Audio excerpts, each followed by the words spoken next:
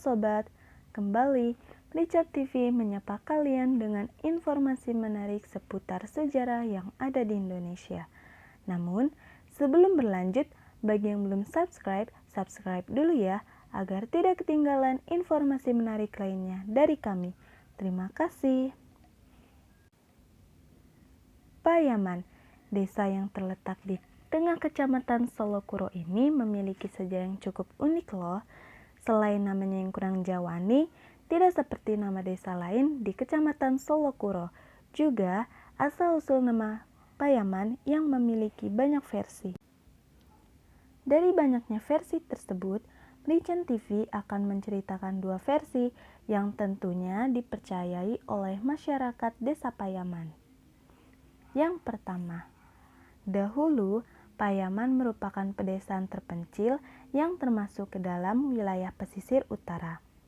Payaman memiliki sejarah yang berkaitan dengan bumi Sakera atau Madura. Pada masa kerajaan Majapahit, terdapat seorang patih Madura yang bernama Arya Wiraraja.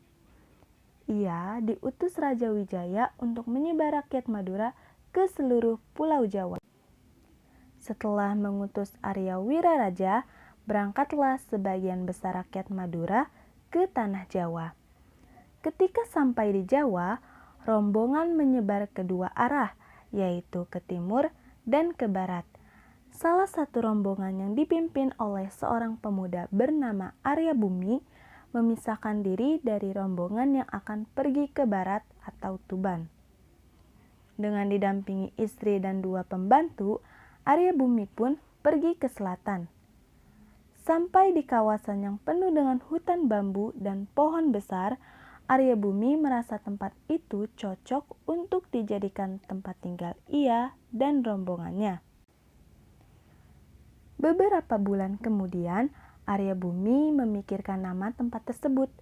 Di tengah kebingungannya, Arya Bumi melihat istrinya di luar rumah sambil menikmati sejuknya angin pagi. Istrinya pun berkata, "Pak nyaman." Kata Pak merujuk kepada Arya Bumi, sedangkan nyaman berarti tempat yang enak dihuni atau sejuk. Nah, dari situlah tempat itu dinamai Payaman atau Piyaman. Versi kedua, cerita ini bermula dari suatu pengembaraan seorang ulama dari Batu Ampar Madura, yaitu murid Syekh Samsudin yang bernama Yaman. Ia diutus gurunya untuk mengembara ke tanah Jawa. Dengan perahu jaten, Yaman menyeberangi Selat Madura untuk berangkat ke tanah Jawa. Di tengah perjalanan, perahu yang ditumpanginya dihantam badai besar hingga tenggelam.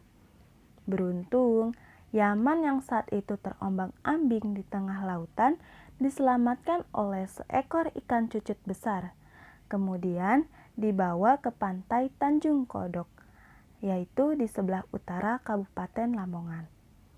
Setelah sampai di daratan, Yaman melanjutkan pengembaraan ke arah selatan, sampai pada sebuah tempat yang bernama Tlogo Ploso. Di tempat inilah kemudian Yaman tinggal dan mendirikan padepokan. Suatu ketika, Yaman mendengar ada sayembara menangkap burung perkutut yang diadakan oleh padepokan lain yang dipimpin oleh santrinya Sunan Derajat.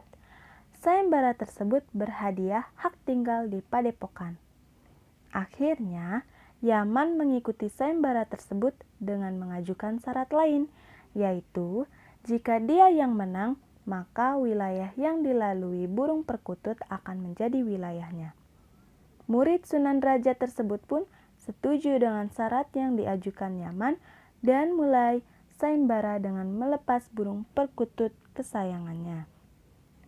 Burung tersebut terbang melalui padepokan Ringin Pitu sampai ke Kranji, kemudian berputar sampai makam Petet Godok, lalu ke Jangkang, dan tertangkap oleh Yaman di padepokan Tlogo Ploso.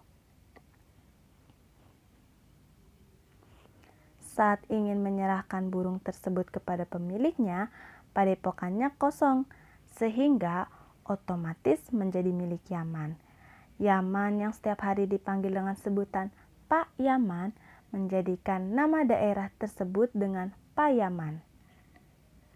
Nah, Sobat Merican TV yang budiman, itulah sekelumit cerita tentang asal-usul Payaman, Kecamatan Solokuro, Kabupaten Lamongan.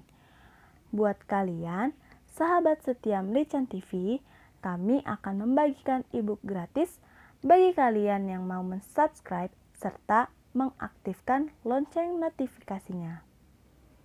Jika sudah, jangan lupa tulis alamat email di kolom komentar ya.